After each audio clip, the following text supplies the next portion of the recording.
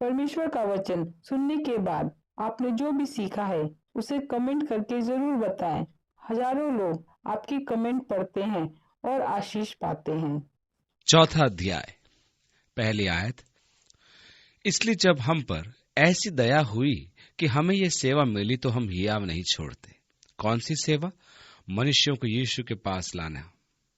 आगे लिखा है, जब हम पर ऐसी दया हुई तो इस हियाव को नहीं छोड़ते, परंतु हमने लज्जा के गुप्त कामों को त्याग दिया और न चतुराई से चलते और न परमेश्वर के वचन में मिलावट करते हैं, परंतु सत्य को प्रकट करके परमेश्वर के सामने हर एक मनुष्य के विवेक में अपनी भलाई बैठाते हैं। पौलुस ने कहा, मैं चतुर बनना नहीं चाहता, मैं किसी प्रकार का अधिक दिखावा करना नहीं चाहता कि लोगों को भावुकता में लाऊं, कि परमेश्वर के वचन को चतुराई या धोखाधड़ी में प्रयोग करूं, परंतु सत्य को प्रकट करके परमेश्वर की दृष्टि में लोगों का सुमति में स्वीकार किया जाऊं। आज दोपहर को खाना मैंने इजरायलियों के साथ खाया और जो व्यक्ति मेरे साथ बैठा था कहने लगा, आपको मालूम है, आपके साथ मेरा पहला परिचय तब हुआ था जब आप टीवी के चैनल 13 पर थे। उसने कहा, एक दिन जब मैंने टीवी चलाया तो आपको उस पर देखा। मैंने कुछ पीछे में नोरा को देखा। आप पुराने नियम में शिक्षा दे रहे थे। मैंने अपनी पत्नी को बुलाया और कहा, देखो एक रबी जो अपना चौगा नहीं पहने हुए है, शायद नए विचारों का रबी होगा। मैंने प्रत्येक रविवार आपके कार्यक्रम को सुनना आरंभ किया। आप उन बहुत से टीवी प्रचारकों के समान नहीं थे, क्योंकि ये मसीही टीवी कार्यक्रम मेरी बुद्धि को ठेस पहुंचाते हैं। उनमें भरी भावुकता के और आडंबर मेरी बुद्धि का अपमान करते हैं, परंतु आपने मुझे कुछ सोचने पर बाध्य किया और बहुत से क्षेत्रों में मैंने सोचना आरंभ किया। यही पौलुस अपनी सेवकाई के विषय स्पष्ट कहता है, मैंने तुमसे स्पष्ट बातें की, भावुकता की नहीं। मैंने परमेश्वर के वचन को भ्रामक तरीके से प्रयोग नहीं किया। मैंने उस बेईमानी की गुप्त बातों का त्याग दिया। मैंने चतुराई के काम नहीं किए। आप मेरा विश्वास करें, यहाँ बहुत से चतुर लोग हैं। वे कलीसिया के आरंभ से थे, वे आज भी हैं। मुझे चतुराई से भरे ऐसे कंप्यूटरीकृत प्राप्त होते हैं जिन्हें आपने कभी पढ़ा भी नहीं होगा। ऐसी युक्तियां जिनके बारे में आप सोच भी नहीं सकते। जैसे यदि आप 500 रुपये हमें भेजेंगे तो हम आपके लिए प्रार्थना करेंगे और परमेश्वर आपको आपकी परेशानी से दूर कर देगा, इत्यादि। पौलुस ने कहा, हमने बेईमानी की इन गुप्त बातों को त्याग दिया है। हम चतुराई से नहीं चलते और न ही परमेश्वर के वचन का धोखाधड़ी से प्रयोग करते हैं, परंतु सत्य का प्रदर्शन करके परमेश्वर की दृष्टि में प्रत्येक मनुष्य को सुमति में स्वयं को स्वीकार्य बनाते हैं। कुछ लोग कहते थे कि पौलुस ऐसे रहस्यों का प्रचार करता था जिन्हें वे नहीं समझते। जो पौलुस जिस समाचार का प्रचार करता है वो गुप्त है। पौलुस उन्हें बड़ी बुद्धिमानी से उत्तर देता है 3 आयत के अंदर, परंतु यदि हमारे सुसमाचार पर पर्दा पड़ा है तो ये नाश होने वालों के लिए पड़ा है। यही वे लोग हैं जो देख नहीं पाते। और 4 आयत में, और उन अविश्वासियों के लिए जिनकी बुद्धि को इस संसार के ईश्वर ने अंधी कर दी है, ताकि मसीह जो परमेश्वर का प्रतिरूप है उसके तेजोमय सुसमाचार का प्रकाश उन पर न चमके। ये पवित्र शास्त्र का एक अति रोचक संदर्भ है जिस पर हम थोड़ा समय लगाना चाहेंगे, क्योंकि मैं सोचता हूं ये एक कुंजी है जो आपके उन प्रिय जनों के लिए प्रार्थना करने में सहायक होगी जिनका उद्धार नहीं हुआ है। जैसा हमने पहले कहा, हमें परमेश्वर के स्वरूप में सृजा गया है और परमेश्वर का एक गुण यह है कि वह अपना निर्णय खुद लेता है, अर्थात उसकी अपनी इच्छा है और उस इच्छा को व्यवहार में लाने की उसमें शक्ति है, अर्थात चुनाव करने का अधिकार। परमेश्वर ने आपको अपने स्वरूप पर बनाया है तथा आपको इच्छा धारण की सामर्थ्य दी ताकि आप अपनी नियति का निर्धारण कर सके, और आप अपने नियति का निर्धारण करते भी हैं। हमें चुनाव करने की सामर्थ्य देकर यह आवश्यक था कि फिर परमेश्वर उन चुनावों का सम्मान करता जो हम करते हैं। यदि परमेश्वर हमारे चयन का सम्मान न करे, मेरी इच्छा के विरुद्ध मुझे कुछ करने को विवश करे, तो फिर मुझ में अपनी इच्छा रही नहीं। मेरी स्वतंत्र इच्छा की मान्यता होने के लिए आवश्यक था कि परमेश्वर उन चयनों का आदर करे जो मैं करता हूं और मुझे चयन शक्ति प्राप्त हो। परमेश्वर ने आदम को चुनाव करने का अवसर दिया और फिर उसने उस चुनाव का सम्मान किया जो उसने किया था। इसी प्रकार आपके साथ है। आपका चुनाव परमेश्वर के साथ प्रेम करना हो सकता है या इसके विपरीत। ये आपका व्यक्तिगत चुनाव है। आप चयन करते हैं और परमेश्वर को उसका आदर करना होता है। नहीं तो ये गलत होगा कि परमेश्वर ने आपको चुनाव करने की स्वतंत्रता दी है। इसलिए यदि परमेश्वर उन चुनावों का आदर करता है जो मनुष्य करता है, तो सत्य यह है कि मैं प्रार्थना में ये नहीं कह सकता, ओ परमेश्वर कृपया जॉन को उद्धार दे। जब तक कि जॉन स्वयं प्रभु से उद्धार पाने का चुनाव न करे, उसका उद्धार नहीं हो सकता, तथा उसके चुनाव के विपरीत उसको उद्धार दिया जाना उसके चुनाव की स्वतंत्रता को बाधित करता है। यह हमें चुनाव की स्वतंत्रता देने के उद्देश्य को बर्बाद कर देता है। इससे तो हम खोए हुओं के लिए प्रार्थना करने में दो विचार के हो जाएंगे। इसका उत्तर इस पद में है, जो खोए हैं, जो विश्वास नहीं करते। इस जगत के ईश्वर शैतान ने उनकी आंखों को या उनके मन को, जो विश्वास नहीं करते, अंधा कर दिया है कि कहीं ऐसा न हो कि मसीह का महिमामय सुसमाचार जो परमेश्वर के स्वरूप पर है उन पर चमके।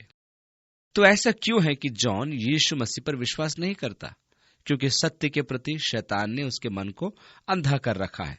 इस तेजोमय उद्धार के सत्य को वो दरअसल देख नहीं पाता जिसको परमेश्वर उसे देना चाहता है। शैतान ने उसके मन को परमेश्वर के विरुद्ध मैला कर दिया है। शैतान उस पर अधिकार किए हुए है। हमारे चुनावों का आदर परमेश्वर करता है, शैतान नहीं। उसे कोई परवाह नहीं कि आपको चुनने का अधिकार है।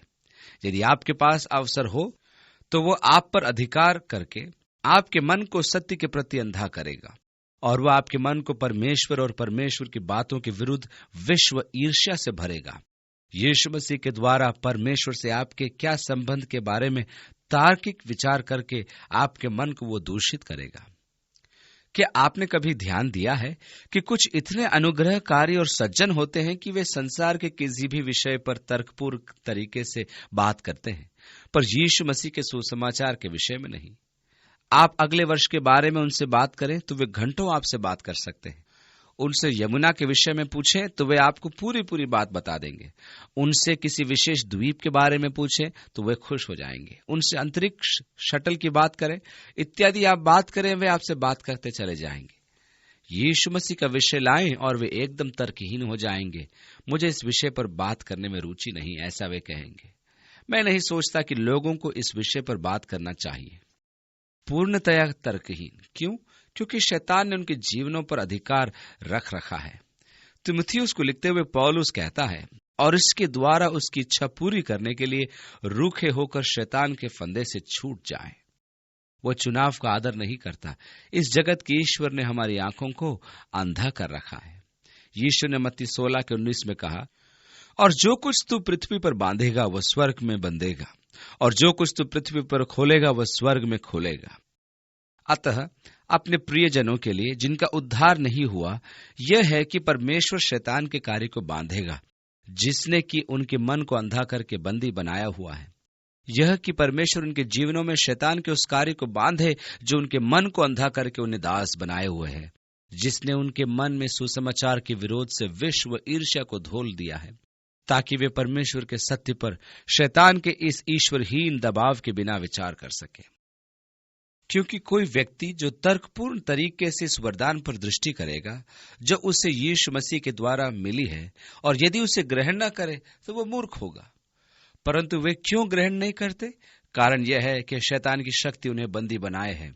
इस प्रकार हम प्रार्थना द्वारा उन्हें शैतान की शक्ति से मुक्त कर सकते हैं। और एक बार कोई शैतान की शक्ति और उसके अंधा कर देने वाले प्रभाव से मुक्त हो जाए तो मैं ऐसे किसी व्यक्ति को नहीं जानता जो इस अनुग्रहकारी वरदान को ग्रहण न करे जिसे परमेश्वर ने प्रभु यीशु मसीह के द्वारा हमारे लिए दिया है।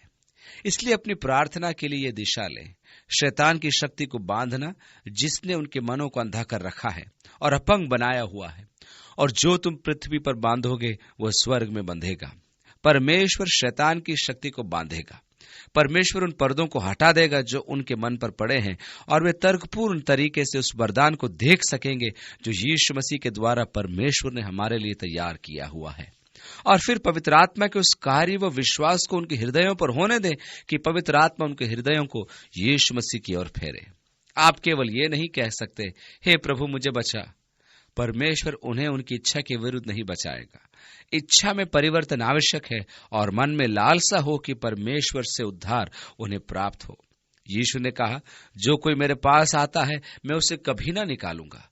तो हमारी प्रार्थनाएं उनके छुटकारे के लिए हों ताकि वे देख सकें। अब 5वीं आयत में पौलुस ने कहा, क्योंकि हम अपने को नहीं परंतु मसीह यीशु को प्रचार करते हैं कि वो प्रभु है, और अपने विषय में यह कहते हैं कि हम यीशु के कारण तुम्हारे सेवक हैं। मैं इस पद को यहीं छोड़ूंगा, नहीं तो मैं उसमें काफी समय लगा दूंगा। 6ठी आयत, इसलिए कि परमेश्वर ही है जिसने कहा कि अंधकार में से ज्योति चमके। आपको याद है उत्पत्ति 1 में आदि में परमेश्वर ने आकाश और पृथ्वी की सृष्टि की। पृथ्वी बेडौल और सुनसान पड़ी थी और गहरे जल के ऊपर अंधियारा था, और परमेश्वर का आत्मा जल के ऊपर मंडराता था। परमेश्वर ने कहा उजियाला हो, तो उजियाला हो गया। अपनी दिव्य खामोशी के द्वारा परमेश्वर ज्योति को अस्तित्व में लाया, और परमेश्वर ने ज्योति को देखा और कहा कि अच्छा है, और परमेश्वर ने ज्योति को अंधियारे से अलग किया। यदि वैज्ञानिक दृष्टिकोण से देखें तो ये एक रुचिकर कथन है जिस पर आज ध्यान नहीं देंगे, परंतु परमेश्वर ने अंधकार में से ज्योति को चमकने की आज्ञा दी, और परमेश्वर ने कहा ज्योति हो जा या उजियाला हो जा, और हो गया। मुझे बहुत अच्छा लगता है। परमेश्वर ने कहा ज्योति हो, और ज्योति हुई। ओह, कैसी शक्ति मुझे रोमांचित कर देती है। परमेश्वर ने आज्ञा दी कि अंधकार में से ज्योति चमके, और अब 6ठी आयत में यहां लिखा है वो हमारे हृदयों में चमकी, जो पहले शैतान द्वारा अंधकार में थे। हृदय जो अंधकार में थे, परमेश्वर से दूर थे, परंतु अब परमेश्वर जिसने अंधकार में से ज्योति को चमकाया, हमारे हृदयों में भी ज्योति चमकाई है। और आगे लिखा है कि परमेश्वर की महिमा की पहचान की ज्योति यीशु मसीह के चेहरे से प्रकाशमान हो। हम खुले चेहरों से प्रभु के तेज को देखते हैं, और यह तेज यीशु मसीह के मुंह पर है। 7वीं आयत में लिखा है, परंतु हमारे पास वह धन मिट्टी के बर्तनों में रखा है कि यह असीम सामर्थ हमारी ओर से नहीं, वरन परमेश्वर ही की ओर से ठहरे। परमेश्वर ने सबसे बड़ी महिमा के धन को लिया, और इस सबसे बड़े महिमा के धन को जो किसी के पास हो सकता था लेकर मनुष्य को दिया। यीशु मसीह के ज्ञान और समझ की ज्योति ही सबसे बड़े महिमा का धन है जो आप में से किसी के पास भी हो सकती है, क्योंकि वो अनंत जीवन है, वो अनंत जीवन का धन है।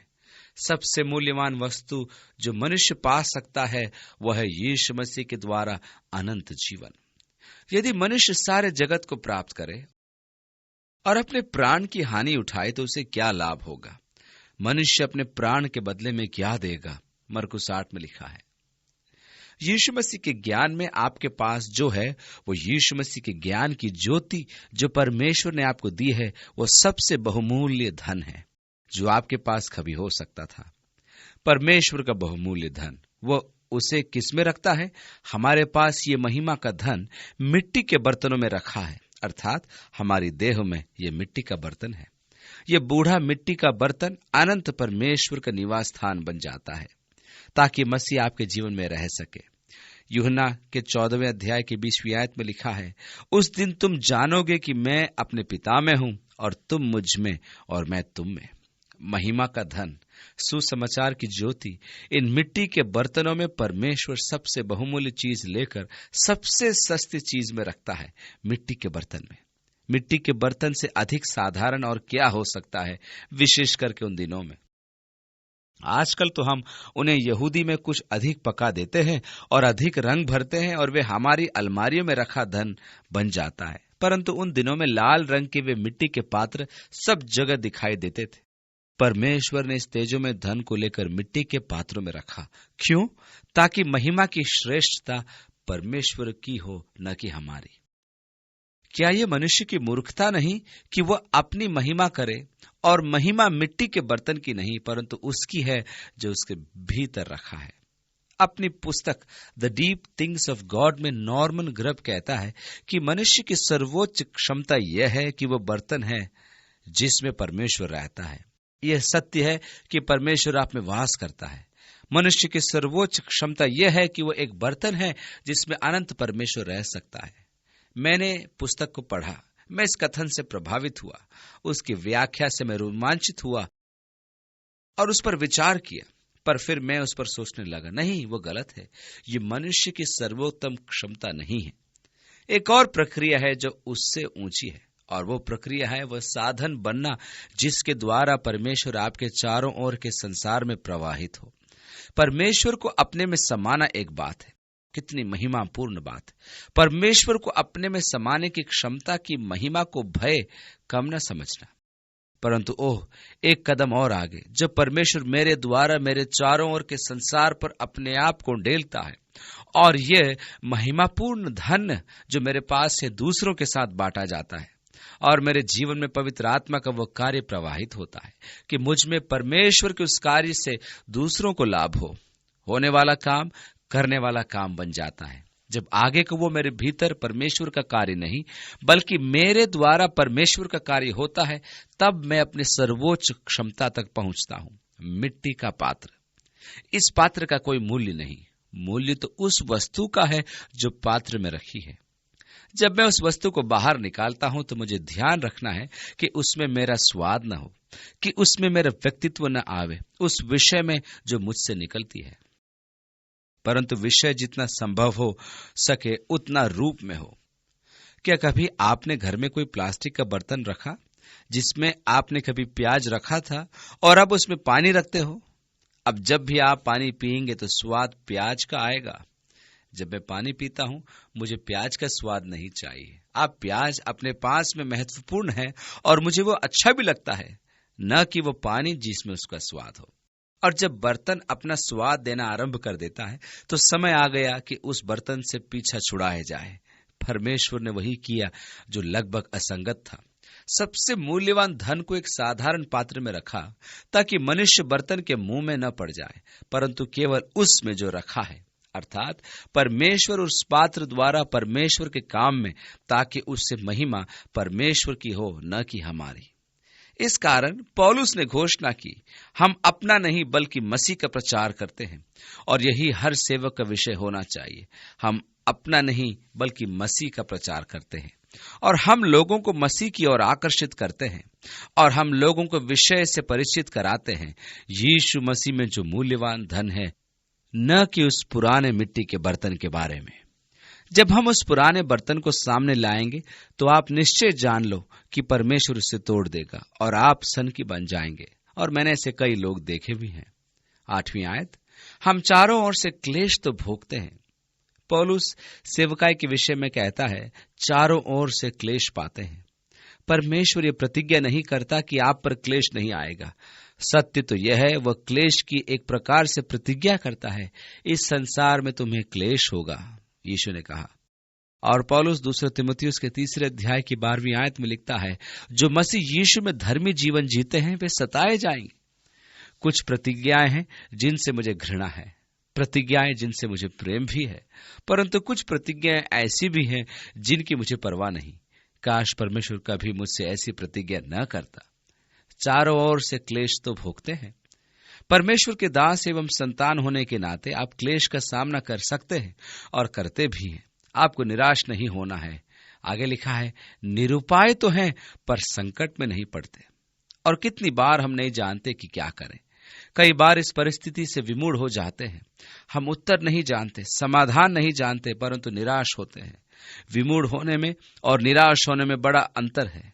हम निराश तब होते हैं जब हम अपने हाथों को उठा देते हैं। ओह, मैं सोचता हूं ये समाप्त हुआ, क्योंकि मैं इसे अब नहीं कर पाऊंगा, इसलिए मैं छोड़ देना चाहता हूं। अब हम विमूढ़ में हैं। मैं नहीं जानता परमेश्वर इसका समाधान क्या होगा। ये देखना रुचिकर होता है कि परमेश्वर अब क्या करेगा। मैं नहीं जानता परमेश्वर इस समय क्या कर सकता है, परंतु मैं निश्चय ही उत्तेजित होता हूं कि देखूं वो क्या करेगा। यह है विमूढ़ की अवस्था। 8वीं आयत में आगे लिखा है, पर निराश नहीं होते। अपने हाथों को मल कर नहीं कहते, मित्रों अफसोस है कि सब कुछ समाप्त हो गया, हम कार्यक्रम बंद कर रहे हैं, और यदि आप अपने दान को इस सप्ताह हमें नहीं भेजेंगे तो सब कुछ समाप्त हो जाएगा। ऐसा कहकर हम निराश नहीं होते। 9वीं आयत में, सताए तो जाते हैं पर त्यागे नहीं जाते। प्रत्येक परीक्षा में परमेश्वर हमारे साथ रहता है इसलिए। और आगे लिखा है, गिराए तो जाते हैं पर निराश नहीं होते। हमारे पास कुछ है ही नहीं। चिंता हाँ, परंतु निराशा नहीं।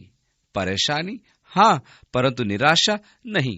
सताव हाँ, परंतु त्यागा जाना कभी नहीं। गिराए जाना, हाँ, परंतु नाश नहीं होते। 10वीं आयत में आगे लिखा है, हम यीशु की मृत्यु को हर समय अपने देह में लिए फिरते हैं कि यीशु का जीवन भी हमारी देह में प्रकट हो। अब आपको पत्री का आरंभ याद आया होगा। पौलुस कुरिन्थियों से क्षमा मांगता है कि वह नहीं आया, और उसने कहा यह मेरी ओर से लापरवाही नहीं थी, परंतु उसने कुछ शारीरिक समस्याओं के कारण वो यात्रा नहीं की। उसने उन्हें यह भी बताया कि वह एक ऐसे लोगों के बीच में पड़ गया था जहां सुसमाचार के कारण वो मौत के मुंह से निकला है कि उसने तो जीवन की आशा ही छोड़ दी थी। सताव के कारण उसका स्वास्थ्य ठीक नहीं रहा और वह बहुत कमजोर हो गया था, और इस प्रकार वह यीशु मसीह की मृत्यु को अपनी देह में लिए फिरता है। वह दुख जो उसने मसीह के खातिर उठाया, सख्त पिटाई, पत्थरवाह, मसीह की मृत्यु को अपनी देह पर लिए फिरता हूं ताकि मसीह का जीवन भी हमारे देह में प्रकट हो। 11वीं आयत से आगे, हम जो जी रहे हैं सर्वदा यीशु के कारण मृत्यु के हाथों सौंपे जाते हैं कि यीशु का जीवन भी हमारे मरणशील शरीर में प्रकट हो। इस प्रकार मृत्यु तो हम में, पर जीवन तुम में कार्य करता है। लिखा है, मैंने विश्वास किया इसलिए मैं बोला। इसलिए हम भी विश्वास करते हैं और इसलिए बोलते हैं, क्योंकि ये जानते हैं कि जिसने प्रभु यीशु को जिलाया वही हमें भी यीशु के साथ भागी जानकर जिलाएगा और हमें भी तुम्हारे साथ अपने सम्मुख उपस्थित करेगा। तो वही आत्मा जिसने यीशु को मृतकों में से जीवित किया हमें भी जीवित करेगा और हमें अपने सम्मुख प्रस्तुत करेगा। 15वीं आयत, क्योंकि सब वस्तुएं तुम्हारे लिए हैं कि अनुग्रह जो अधिक से अधिक लोगों में फैलता जा रहा है परमेश्वर की महिमा के लिए धन्यवाद की वृद्धि का कारण बन गया। तो गत सप्ताह के पाठ में पौलुस ने जिस दुख का वर्णन किया, जिसे पौलुस ने दुख, क्लेश व सताव कहा, वे तुम्हारे कारण हैं, ताकि जो तसल्ली मुझे मिली है उससे तुम्हें तसल्ली दूं, ताकि तुम्हारे दुखों में, तुम्हारी परीक्षाओं के जांचे जाने में तुम्हें मैं तसल्ली दे सकूं। मुझे ये अनुभव तुम्हारे खातिर हुए। और फिर पौलुस कहता है, मेरे दुख, मेरी कमजोरी सब तुम्हारे खातिर है। मेरे लिए ये रुचिकर बात है कि दुख चरित्र की गहराई को उभारता है और मनुष्य में ऐसी कोई और चीज नहीं जो उसके चरित्र को उभारे। जी कैम्पबेल मॉर्गन एक युवक के विषय बताते हैं जिसने आकर उसके चर्च में सेवा की, और वो एक होशियार युवक था और उसने बड़ी अच्छी आराधना सभा चलाई और अच्छा संदेश दिया। घर जाने के पश्चात जी कैम्पबेल मॉर्गन ने अपनी पत्नी से कहा कि बहुत अच्छा वचन उसने दिया, और उसकी पत्नी ने तुरंत उनको टिप्पणी करते हुए कहा वह दुख उठाने के बाद बेहतर हो जाएगा। और जी कैम्पबेल मॉर्गन ने टिप्पणी की और यह व्यक्ति सताव से गुजर और बेहतर सचमुच बन गया। दुख कुछ ऐसा ही करता है कि विश्वास की जड़ें गहरी कर देता है, चरित्र का विकास करता है। वह ऐसी शक्ति का ऐसा विकास करता है जैसा कोई और नहीं कर सकता। और यहाँ प्रेरित पौलुस यहाँ ये बताता है कि जो कष्ट उसने उठाए वे उनकी महिमा में सहायक हैं, तुम्हें लाभ हुआ। निसंदेह ये सत्य है। चरित्र की गहराई जो पौलुस में उत्पन्न हुई वो उसकी पीड़ा का परिणाम था। कलीसिया को उससे लाभ हुआ जिसका उसने विकास किया और यीशु मसीह के कारण दुखों को उठाया। तब वह इस योग्य हुआ कि उन दुखों के कारण जिनका उसने अनुभव किया इतने प्रभावी तरीके से सेवकाई कर सके। जब दुख आता है तो हम कमजोर हो जाते हैं। आपको याद होगा जब यीशु ने शिष्यों को बताना आरंभ किया कि मनुष्य का पुत्र किस प्रकार दुख उठाएगा, तो पतरस एकदम कह उठा, प्रभु ये बातें तुझसे दूर हों। दूसरे अनुवादों में, प्रभु अपने को दूर रख, ऐसा मत कर। ये एक शारीरिक मनुष्य की आवाज थी जो चिल्लाता है, अपने को बचा। दरअसल यीशु ने उसको शैतान की आवाज के रूप में पहचाना और मत्ती 16:22 में उससे कहा, दूर हो शैतान, क्योंकि तू परमेश्वर की बातों को नहीं समझता। आज के प्रचारकों की निराशा के बारे में पतरस कहता है, यदि कोई परमेश्वर की इच्छा के अनुसार दुख उठाता है कि अपने प्राण को उस विश्वास योग्य के प्रति वचनबद्ध करे। आप परमेश्वर की इच्छा के अनुसार दुख उठा सकते हैं और उस दुख के द्वारा परमेश्वर आप में चरित्र की गहराई को विकास कर सकता है, जिसका विकास किसी और प्रकार से नहीं हो सकता। कुछ लोग जिनसे मैं सबसे अधिक सीखता हूं, ये वे लोग हैं जिन्होंने जीवन में बहुत दुख उठाया है, क्योंकि उनमें अधिक गहराई पाता हूं जो उससे श्रेष्ठ है जो मैंने कहीं और देखी हो। और उस भरपूरी के कारण जो दुख उठाने के द्वारा उनसे बहुत कुछ ग्रहण कर सकता हूं और सीख सकता हूं। और इस प्रकार पौलुस अपने दुखों को उन लोगों के लाभ के लिए देखता है कि ये तुम्हारी खातिर है, कि धन्यवाद के द्वारा विपुल अनुग्रह परमेश्वर की महिमा में सहायक हो। 11वीं आयत में, इसलिए हम साहस नहीं खोते, यद्यपि हमारे बाहरी मनुष्यत्व का क्षय होता जा रहा है।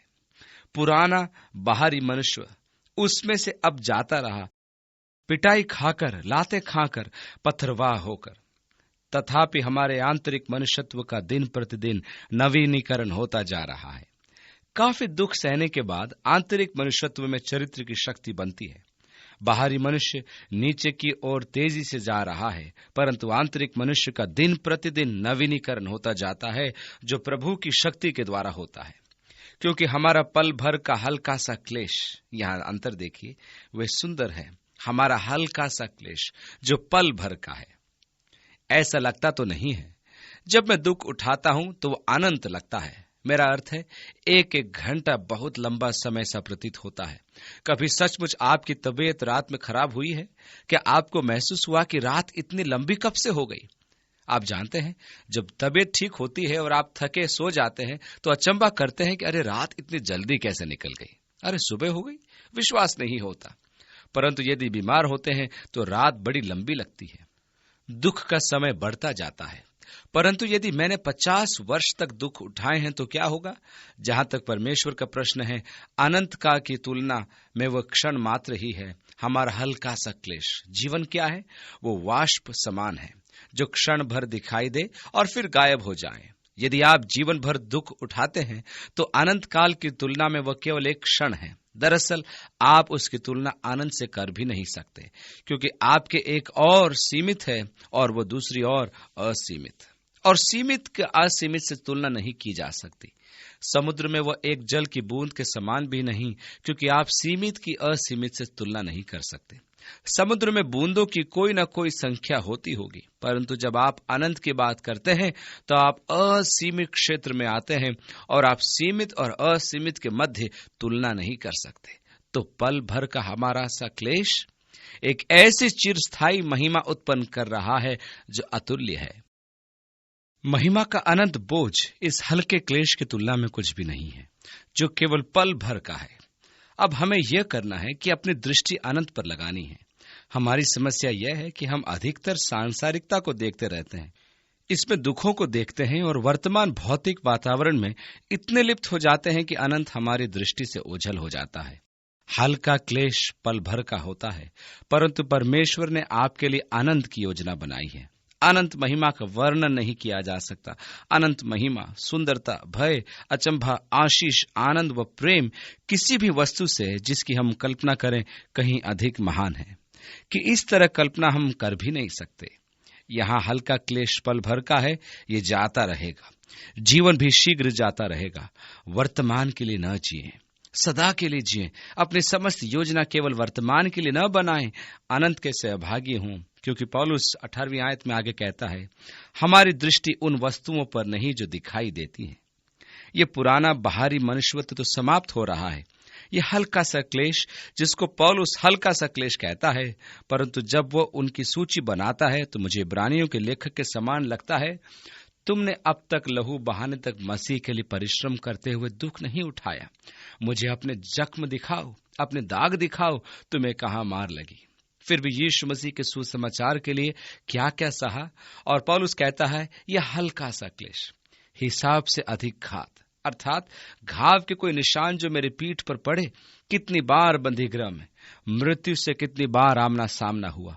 परमेश्वर यहूदियों द्वारा 39 कोड़े लगवाता, 3 बार बेंतों से पीटा गया, 1 बार पत्थरवाह किया गया, फिर 3 बार जहाज टूटने का खतरा उठाया, 1 दिन रात समुद्र में बहता रहा। कितनी बार यात्रा के खतरों में, कहीं पानी के खतरों में, डाकुओं के खतरों में, अपने देशवासियों के खतरों में, अन्य जातियों के खतरों में, नगर में खतरों में, जंगल में खतरों में, समुद्र पर खतरों में, झूठे भाइयों के खतरों में, थकान की पीड़ा में, प्रतीक्षा में, भूख प्यास में, उपवास में, कितनी बार ठंड के लगने में।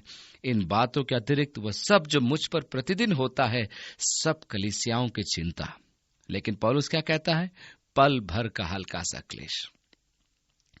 परंतु पौलुस की कुंजी उसका मर्म है। हम इन बातों को नहीं देखते जो दिखाई देती हैं, क्योंकि वे क्षणिक हैं, परंतु अदृश्य वस्तुएं चिरकालिक हैं, अर्थात अनदेखी वस्तुएं सदा बनी रहती है।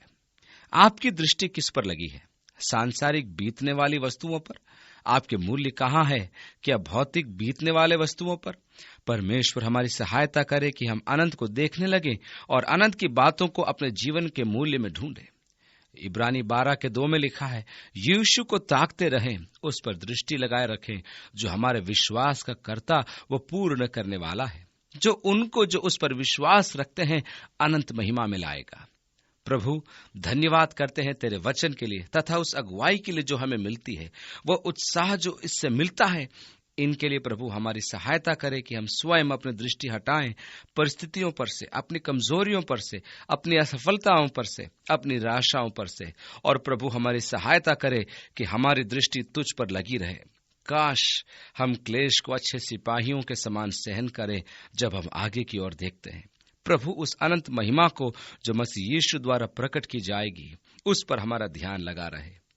जब हम तेरे वचन पढ़ें तब हमारे हृदयों पर कोई पर्दा न हो प्रभु, परंतु तेरा आत्मा हमें तेरे सत्य को दे, वो प्रकाश हमें प्रदान करे।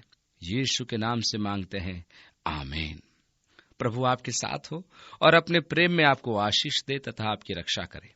अपने प्रेम में आपको अपने निकटता में बनाए रखे। जब वो आपके हृदय में अपने पवित्र आत्मा द्वारा कार्य करे तब वो आपको अपने निकट लाए।